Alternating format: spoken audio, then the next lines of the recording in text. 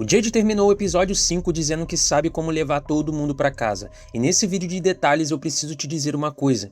Esse é o momento mais importante de toda a temporada. Porque o episódio 5 não foi só o melhor até aqui, ele também foi o episódio que finalmente revelou as regras do jogo que a cidade vem jogando há pelo menos 4 ciclos. E quando você entender essas regras, vai perceber que o Jade não encontrou a saída. Muito pelo contrário, ele caiu exatamente na armadilha que o Homem de Amarelo montou pra ele.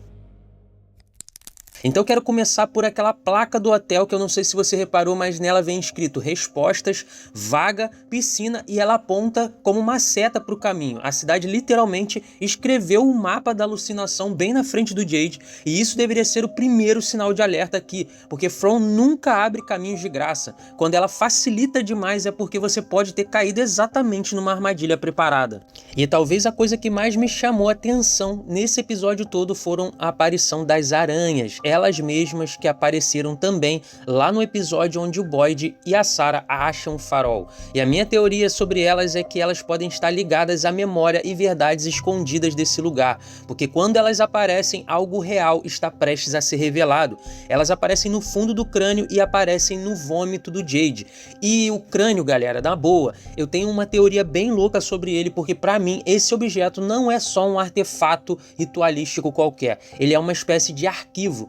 Cada reencarnação do Jade que morreu em Fromville deixou as memórias ali dentro preservada. O sangue que enche o crânio é a fundação da cidade construída em cima de massacres, provavelmente do sangue das crianças do primeiro sacrifício. E quando ele bebe, ele literalmente ingere o peso de tudo que ele fez antes. E ele vomitando imediatamente é o corpo rejeitando o que a mente ainda não consegue aceitar, ou seja, toda a verdade escondida de From. E uma outra teoria que vem na minha cabeça é que existe uma entidade aranha em Fromville, e ela pode ser o que está exatamente por trás de tudo, acima até do Homem de Amarelo. Ela seria ali para mim o deus trapaceiro das histórias, aquele que usa a sabedoria como isca e o conhecimento como armadilha. O conhecimento tem um custo, essa frase que está norteando a temporada é exatamente a filosofia do Anansi da mitologia africana, que é frequentemente retratado como uma aranha ou um Homem-Aranha. É o deus da sabedoria, da astúcia e de todas as histórias do mundo,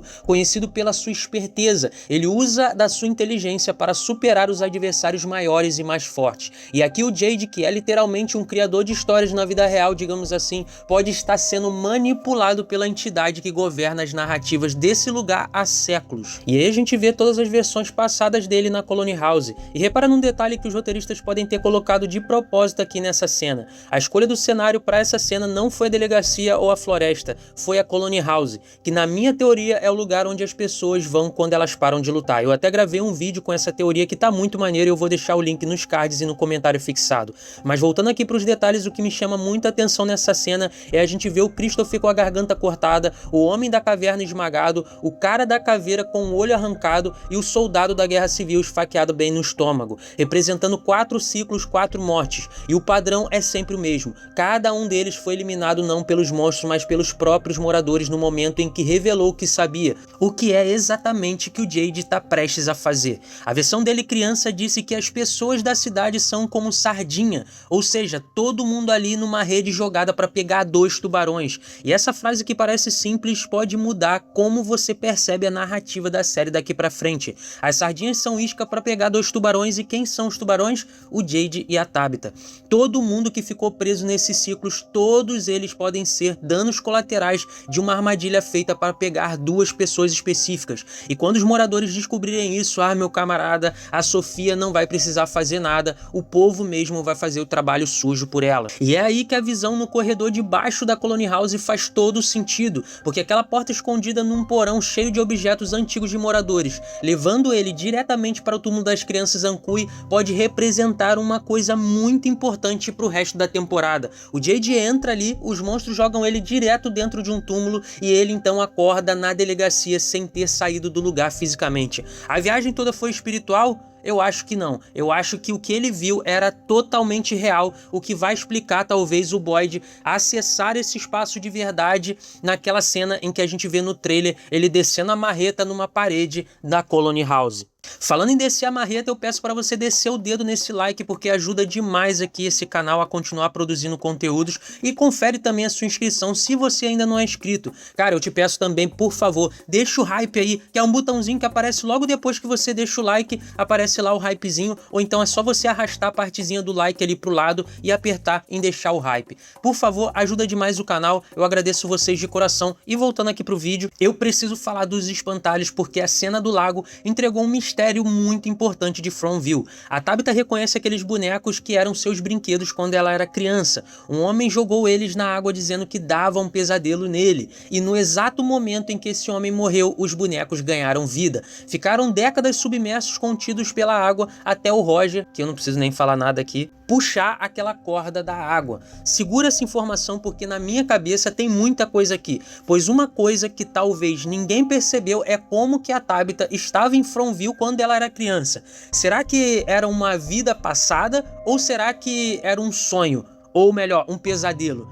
E aí você junta tudo isso com a fala do Nathan lá no início da série, que a Sarah disse explicitamente que o Nathan tinha fobia de cigarras. E quando o Nathan morre no final da primeira temporada, logo depois as cigarras aparecem atacando as paredes da cidade, cara, a teoria aqui é a seguinte: a entidade grava o terror mais profundo de cada morador, e quando essa pessoa morre, o terror vira algo permanente. Então cada criatura é o pesadelo arquivado de alguém que passou por Fromville e morreu lá. A cidade usa disso contra os próprios moradores, o que nos obriga a perguntar: o que era o pior pesadelo do Jim? Se você lembra de alguma fala dele nesse sentido, comenta aqui embaixo que eu quero saber demais. Eu acho que ainda veremos nessa temporada alguma coisa ligada a isso. E falando de pesadelos e traumas, nós vamos direto para Sofia, que apesar de não termos visto muito dela nesse episódio, o que nós vimos é realmente assustador, porque ela toca no braço da Marielle e implanta memórias traumáticas diretamente na cabeça dela. E quando a Marielle entra na ambulância em convulsão,